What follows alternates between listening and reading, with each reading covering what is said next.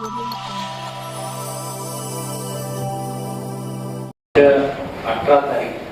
मार्च रोजी एक 25 वयाच्या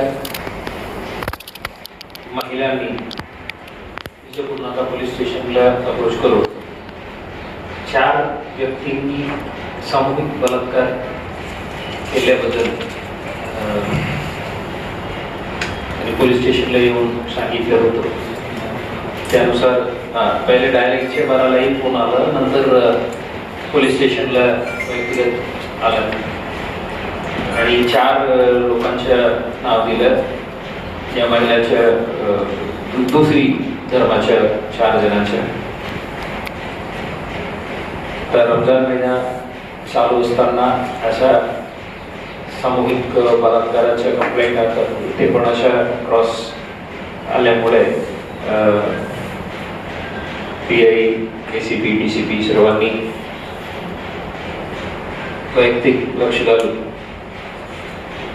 व्यवस्थित चौकशी करून सदरची घटना जी आहे ती खोटी असल्याच्या चौकशीअंती निष्पन्न करून सदरच्या महिला तिच्या प्रियकरावर विजयपूर नाका पोलीस स्टेशन येथे गुन्हा दाखल केलेला आहे.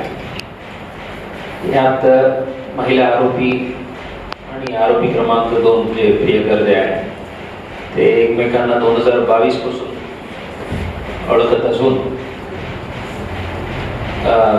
आरोपी क्रमांक 2 वर 2023 ला कलम 306-34 IPC अंतर्गत विजयपूर नाका पोलीस ठाण्यात गुन्हे दाखल आहे.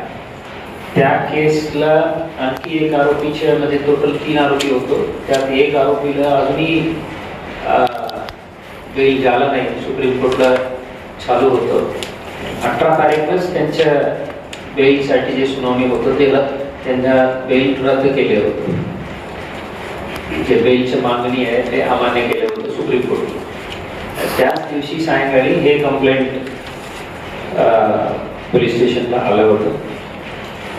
विरुद्ध गुन्हे दाखल करून जे इनोसेंट लोक आहेत, विटनेसेस आहेत, त्यांच्या विरुद्ध कुठल्याही प्रकारच्या दबाव आणत दिलेला नाही आणि कोणाविरुद्ध अशा खोट्या कंप्लेंट देऊन गुन्हे दाखल करण्याच्या धमकी देऊन अशा कांडणीसारखा विषय होऊ द्यायची नाही. त्यासाठी हे मोठा डिटरन्स असणार आहे. या काम व्यवस्थित रीतीने केल्याबद्दल मी DCP zone, DCP crime, ACP पवारसाहेब, PI श्री गायकवाड, श्री सुशांत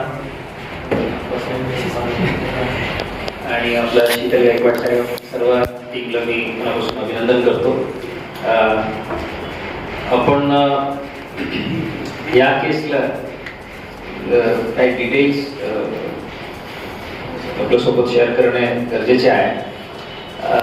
जे कंप्लेंटनी जे त्यांचे वर्षन सांगितलं होतं, म्हणजे या आमच्या केसला आता आरोपी क्रमांक 1 महिला 8:30 दरम्यान माझ्यावर उचलून गेलं 4 जणांनी आणि रेल ट्रॅकवर, रेल पटरीवर सामूहिक बलात्कार केला अशा कंप्लेंट होतं.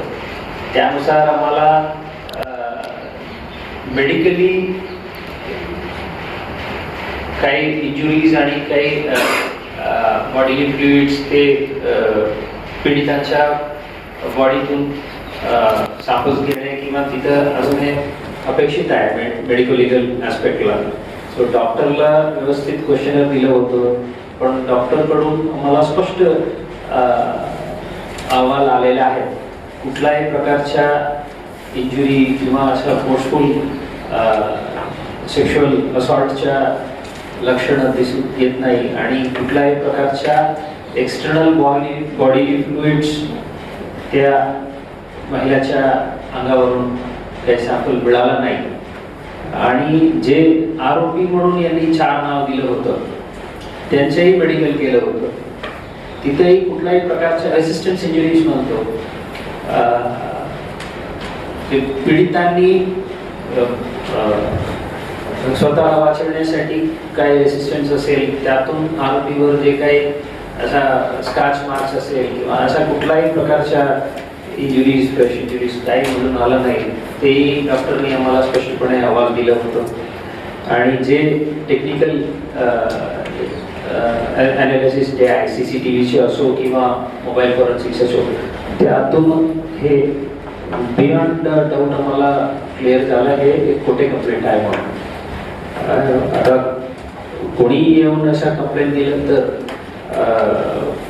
कुठल्याही प्रकारचा विचार न करता गुन्हे दाखल करून ते 4 जणांना विक्टिमाइज करण्याऐवजी त्याचा सखोल चौकशी करून हे चांगल्या पद्धतीने काम केलेले आहे, त्याबद्दल मी टीमला अभिनंदन करतो. आणि अशा कोणी खोटे गुन्हे दाखल करण्याचा प्रयत्न केला तर त्यांच्या विरुद्ध व्यवस्थित कलमान्वये गुन्हे दाखल होणार आहे, हेही मेसेज जाणे आवश्यकता आहे. ते आपल्या मार्फत सर्वांना कळवू इच्छितो. धन्यवाद.